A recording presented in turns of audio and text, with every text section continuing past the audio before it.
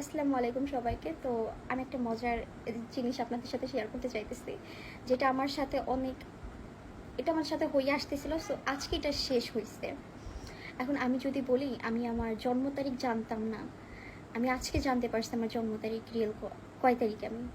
এটা কেউ বিশ্বাস করবেন? বিশ্বাস করার মতন না।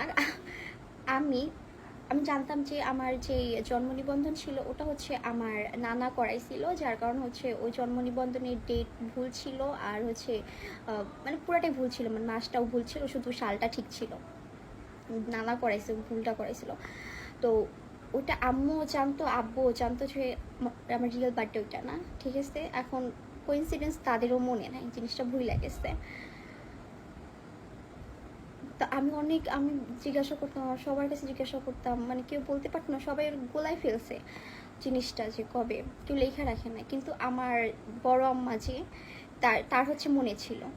তো আমি আমি আব্বুকে মাঝে মধ্যে কল দিয়ে বলতাম যে আব্বু বলো, তো আব্বু বলতে তোমার বড় আম্মার কাছে জিজ্ঞাসা করো, সে জানে। ঠিক আছে, সে বলতে পারবে ভালো। তো আমি আজকে অনেক দিন পর আমার কি কথায় যেন আমি দাদু বাসায় সবার কাছে গেছি দোয়া চাইতে। আর হ্যাঁ, সবাই আমার জন্য অনেক বেশি দোয়া করবেন, আমি এক্সাম আমি যেন অনেক ভালো পরীক্ষা দিতে পারি, আর সবাই সব পরীক্ষার্থীর জন্য দোয়া করবেন। তো দোয়া চাইতে গেছি, দোয়া চাইতে যে এখন আমি হুট করে কি কথা যেন আমার কথা উঠছে, তখন আমার মনে পড়ছে। তখন আমি আমার আম্মার কাছে জিজ্ঞাসা করছি, আম্মা আমার বার্থডে কবে বলো। তো আম্মা বলছে যে আমার বার্থডে হচ্ছে সেপ্টেম্বরের 3 তারিখে। এত বড় হওয়ার পর আজকে নিজের বার্থডে জানতে পারলাম। এতদিন জানতাম যে আমার বার্থডে হচ্ছে মার্চের 2 তারিখে, আমি এটাই সবসময় ইয়া করছি। বাট আমি আজকে জানতে পারছি আমার সামনের বার্থডে। সত্যি এটা আমি জানি না কারোর সাথে হয়েছে কিনা, এরকম কারোর সাথে হলে প্লিজ কমেন্ট বক্সে জানাও তোমাদের কারোর সাথে এমনটা হয়েছে কিনা।